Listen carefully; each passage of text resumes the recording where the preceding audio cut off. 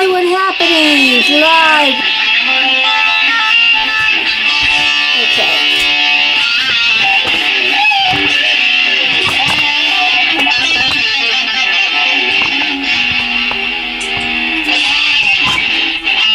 This is Carrie, live with Hollywood happenings, and today we're with TOD HOWARTH. Well, it's an English name. And you graduated in 1976, correct? That's right. From San Diego. Karen. Huh? That's right, Karen. I want to say hi, Karen. Forgot to say that. So, what brought you to Hollywood originally? I mean, I know you was in the band. Well,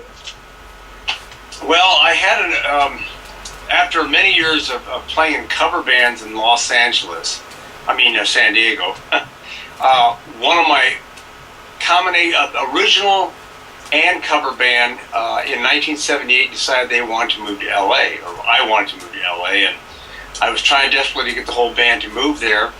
I only succeeded in getting a couple of guys there, and then I think it just ended up being just two of us. And so that was in late 79 into 80, I believe, and we worked on that for a while, and it unfortunately didn't work out like we wanted it to.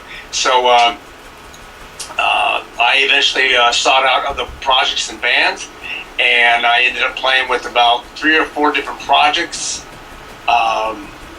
originals, and then some bands that I had some people that had done something and had accomplished something, and a couple bands that were almost getting ready to get signed until I came across the band 707.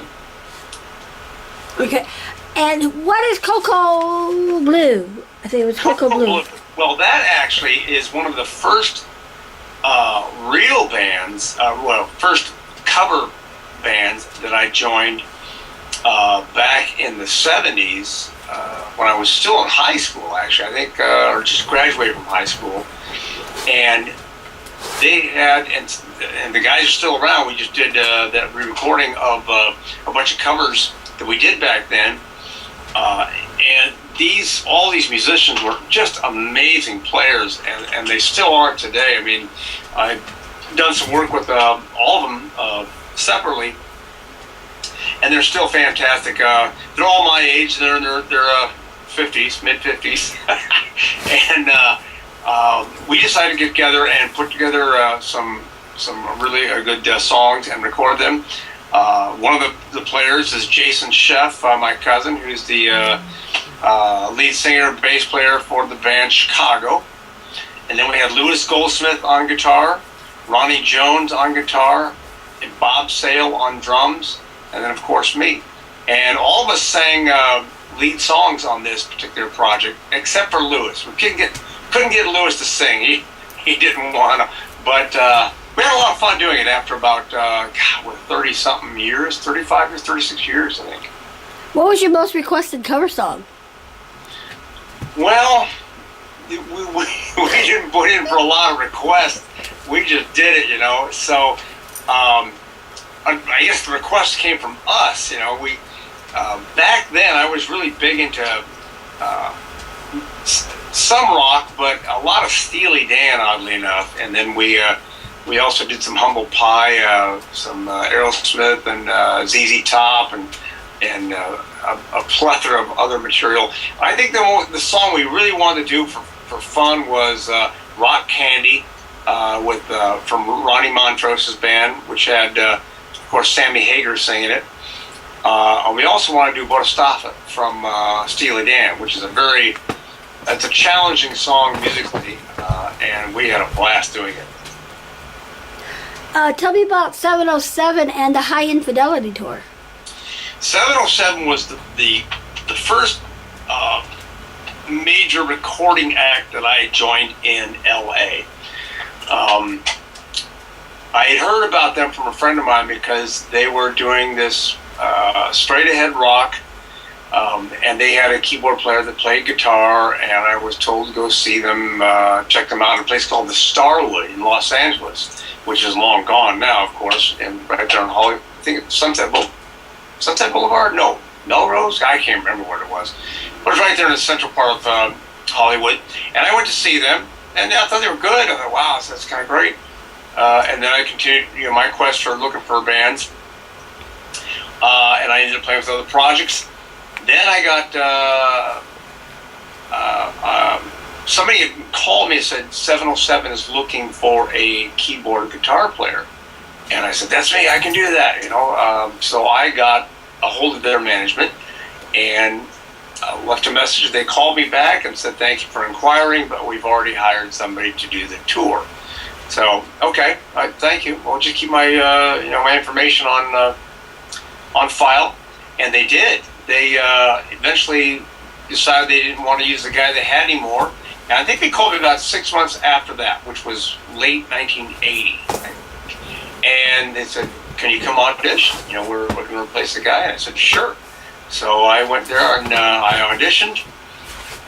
Initially, I was a little bit too Hollywood, so they said, well, yeah, thank you for showing up. How can you be too Hollywood? Well, they weren't really that. I mean, it was the band had character, but it wasn't what was happening there in Hollywood as far as the big poofy hair and the boots and the skinny pants and the tight shirts and all that kind of stuff. So the management at the time told me they loved me. They said, look, tone it down, come back and do another audition. So I did that, and I'll be damned if it didn't work out great, and everybody got along, and we ended up shortly thereafter going out supporting REO Speedwagon on a couple legs of the High Infidelity tour, which was a huge tour. Big. How did performing before that type of crowd, how did that hype you up? Well, I was always kind of like not a class clown, but I always like to entertain. I still do. Matter of fact, my grandson is just like me. It drives my daughter nuts. But I thought it was great. I never had stage fright. And the bigger the stage gets, and the more people are out there, the smaller it becomes, kind of. I mean, it's great to hear the roar of 50,000 people, or 45, or however many thousand were there. There's huge capacities, but it was exhilarating. I fed off it. I really liked it. I mean, it was so much fun to play and perform and make people happy. I think the best thing for me, as it still is today, is when I play songs and sing them and perform, especially my tunes or tunes that I've had something to do with, and people really enjoy it. And to me, that's the best part about it, is transmitting that happiness that I feel when I write a song to somebody that wants to listen to it and get into the lyrics, or the melody, or the arrangement. And that's the best part about it. I mean, when it's a big, vast audience, I'm like, whoa, okay, there's a lot of people, this is great fun. And you try to find a few to play to, but of course, there's so many out there. But it was great. I never had a problem with it. I thought it was fantastic. Now, speaking of your daughter, you wrote a song with her in mind. I think it was called On Your Own? Yes, On Your Own. That was on my... it was an acoustic song on Opposite Gods, my last rock CD, solo rock CD that I did. She went through some troubling times, and there's actually a couple songs on there about her. One about my son, actually two about my son, and she loved it. I mean, she said, you nailed it. That's exactly how I felt, and I mean, how could I not know? Because I was, involved in helping her out with some of the decisions that she had to make, and it was tough. But yeah, it was very heartfelt for me to. I like writing songs that have actual good content, real content. I've written a lot of songs that are fabrications made up, and they can be fun too, as long as the message gets through. But those kind of songs mean a lot to me. Can you play a little bit of that song? I don't remember it. Oh, no, you didn't. I've got, I have been going over all kinds of old songs for this new project that we've got going. and writing new songs. And you know, I'm embarrassed, but I can't remember the on your own.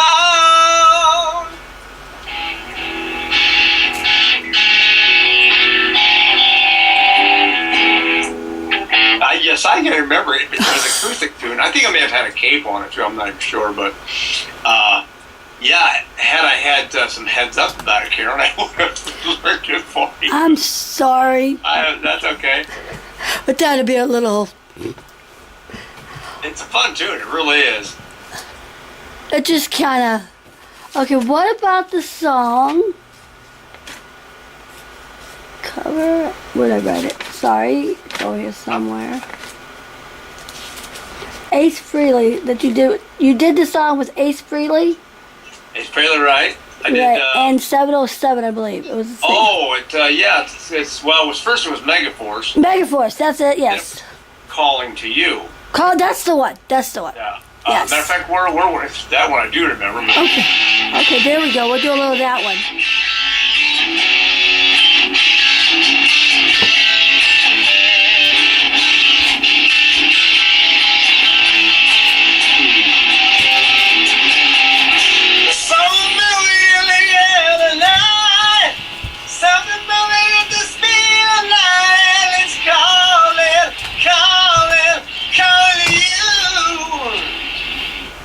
Like that.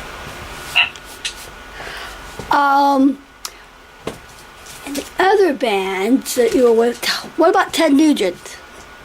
Nugget, Ted Nugent, he was great. You know, I joined Ted after we toured with him in 707, and he loved the band. He thought the band 707 had a lot of heart and soul, and which it did. Since part of the guys originated from Michigan. You know, as did Ted, and so there's camaraderie there. And consequently, Ted's management company ended up, and Ted wanted to manage us after we had some management problems. And anyhow, long story short, 707 band had disbanded in late 83 or 83. And I went back down to San Diego, where I am now presently, and Ted had gotten a hold of me, or the management company had gotten a hold of me and said, hey, we're gonna go out and do a tour. We need a guitar player, a keyboard player. Can you come out and do that? And yeah, sure, I can come out and do that. So I flew out, and we set up to do the 2-week rehearsal before heading out. And they said, so, you know, what have you learned on the new album? I said, well, nothing. I don't have the new album. And they said, what? You didn't get the new album? I said, no, I was never sent anything. So I had to learn a lot of things overnight.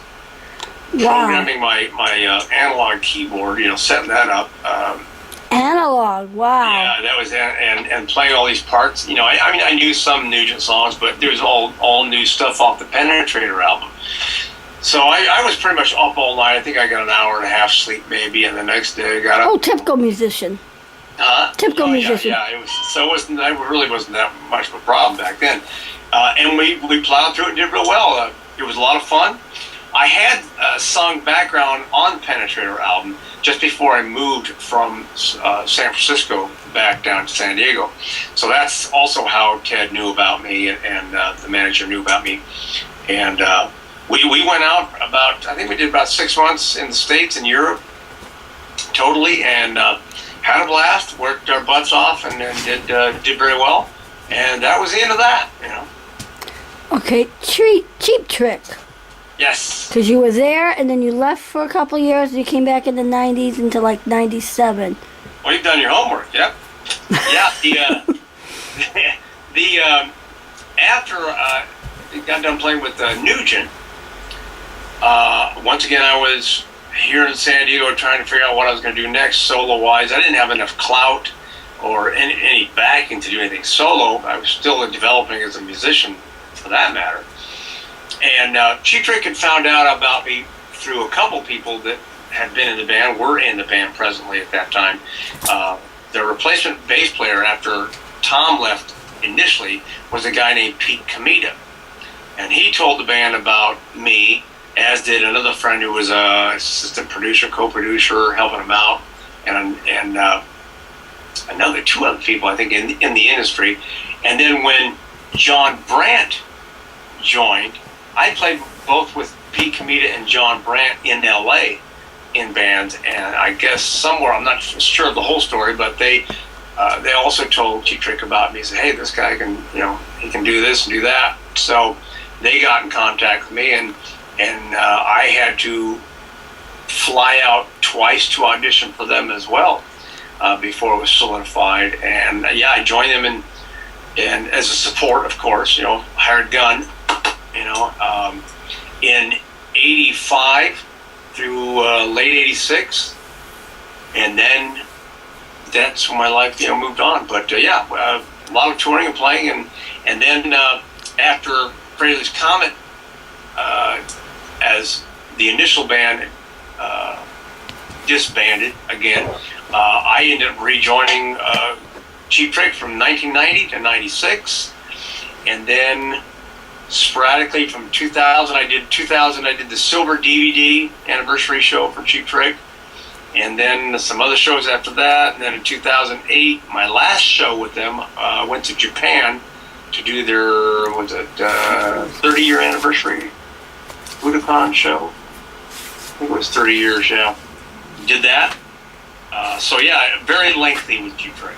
Very lengthy. What about, were you on the Conan O'Brien show when they was talking about the one CD where the proceeds went to about the animals? I can't remember. I'll find it. No, I didn't do the Conan show. I did Jay Leno. Okay. And was it Jay Leno? And I forget what else it was. We did a lot of live broadcasts, a lot of filmed concerts, some of which I've never seen. But no, it wasn't the Conan O'Brien show. I think it was just either just before I joined or just after I left. I'm not really sure. Did you ever perform with Cheap Trick? I know it was in the early part of the 90s. In St. Louis under the Arch. And how was that? Yeah, on the river. Yeah, how was that to be like, look up and there's like the gateway to the... Oh, that's, all the... So I saw you. It's fun. I've got family that lives there in St. Louis, so... Wow. If they were there, I'm sure. I was there. I've been many times to St. Louis to visit family, but besides touring with other bands through there, so I do remember that, I forget, Waterfront? Was it on the Waterfront or something like that? I forget what the title was, but... to remember some of these venues. It was the, I don't remember then if it was a VP parade or if they changed it at that time to Fair St. Louis. Fair St. Louis sounds familiar. It might be. I don't know, but we played there a couple of times. I remember that very often. Yeah. It was a lot of fun. I was wondering, so I saw you there. Oh, really? Oh. I was there. I always like playing down by the water. It just seems to be fun. We played, Cheap Trick played in, where was it? I think Texas or something like that, or some place where we were on the canal there, and that was a lot of fun. And I can't remember all the places, but those kind of waterfront shows are always a blast, especially in the summer, because some of the women show up in bikinis and bathing suits and shorts. Oh my! Oh, typical male. Typical male. Out of all the songs that you've written, what's your favorite? Well, the ones. It's hard to ask a writer that too. As the ones that I've recorded and people that are familiar with,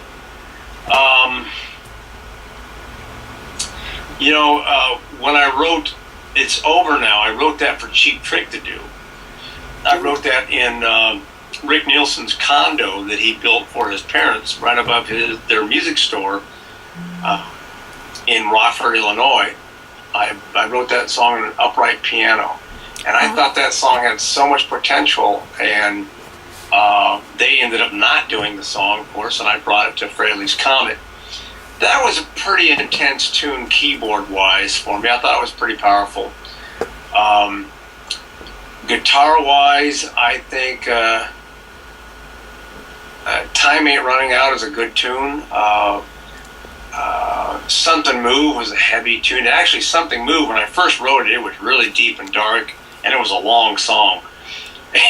When I gave the cassette to Ace and John and Eddie Kramer as a part of an audition, they liked the song, but they're like, "Oh, we have to edit this thing down." So we did, and that's how it ended up on the record, which I loved. I thought it was fantastic to end up on the first record. Like, wow. Now, but yeah, my favorite song of those. It's so heavy. Of course, it's just the guitar.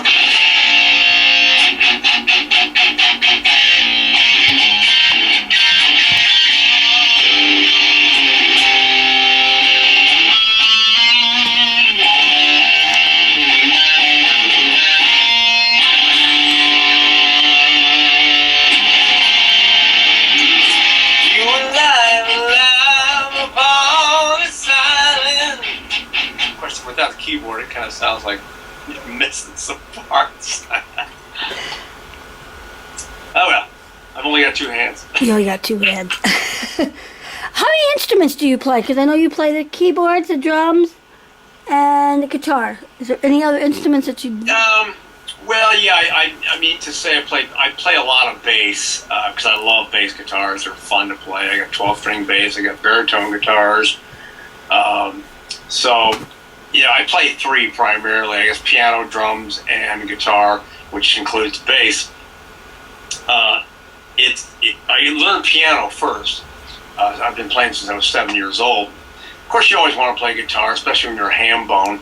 I mean, I didn't mind playing piano, but you can't really be out front with the piano. I mean, some have tried, and they do pretty well at it, I suppose. But I always want to play guitar, so I learned how to play guitar and picked up things on the way. And I've never been a virtuoso. I never really planned on it. I'm a songwriter first, but I can play some pretty solid rhythm and some melodic leads. And I love playing drums too because you get to beat the hell out of something. When I brush up, I'm a so-so drummer. I got to pretty good feel here and there, but when you get great players like Anton Fig, no, I'm not a drummer. Or our new guy, the guy that's new in this new project, 4x Fate, Stet Howland, he's a slammer. And Bob Sale in Cocoa Blue, who's still here locally doing a lot of stuff. He's a phenomenal drummer. He's very versatile. But I think I learned to play drums for the fun of it, and also because I want to eventually do a true solo record, solo CD, where I play everything. Not for the ego thing, but just for I wonder if I can do this. Let's see if I can do this. Look what I accomplished. Just kind of a self-satisfaction thing. So that's how Cobalt Parlor and Opposite Gods came to be complete full solo CDs. So yeah, just 4 instruments, I guess, is what I play.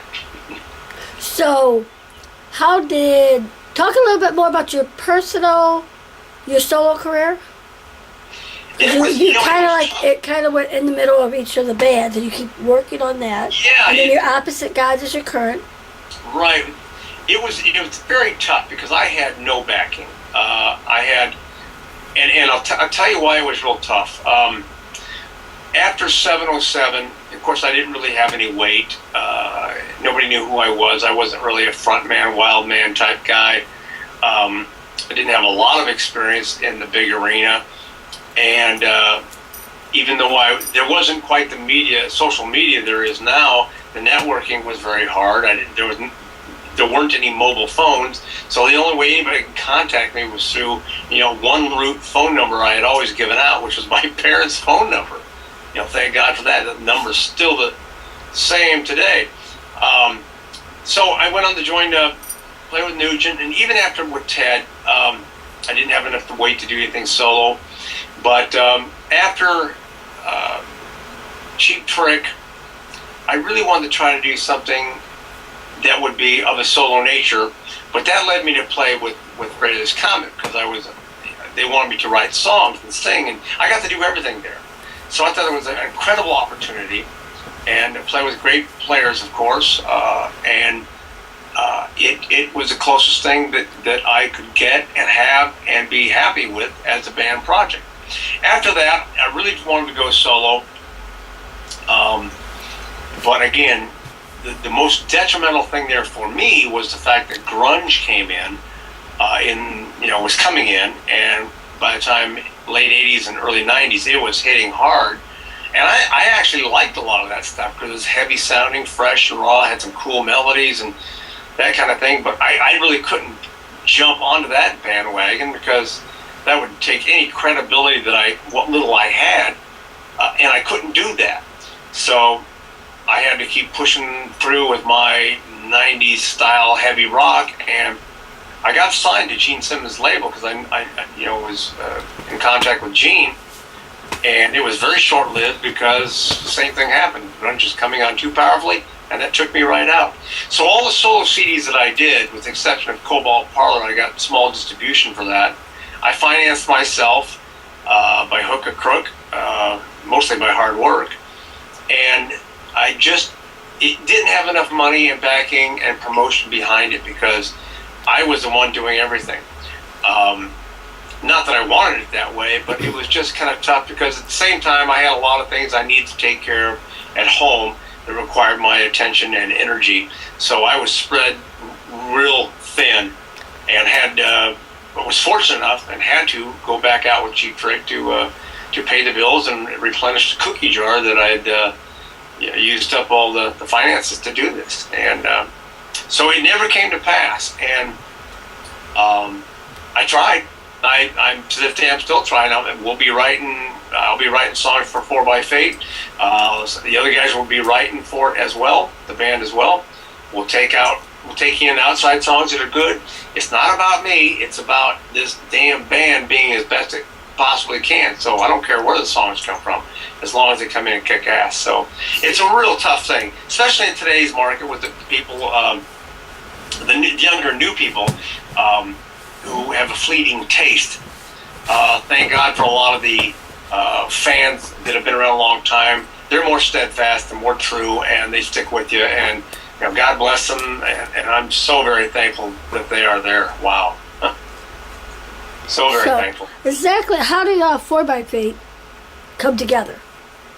Well, John Regan and I have been talking about trying to get Ace back together, hopefully with Anton if possible, to do some one-off shows in New York or here and there for the 25-year anniversary of, Frehley's Comet and Big Red here. And we ended up finally getting a hold of him, because we don't talk a lot, because obviously we've gone our separate ways. And he pretty much was just not interested in it. And then I found out that he was living, when I talked to him, I went to see him at a book signing and did get a chance to talk to him about the reunion. Come to find out, he's living right here in San Diego, and he never contacted me. I'm like, okay. But it never came to pass. So what we decided, we had some other friends that were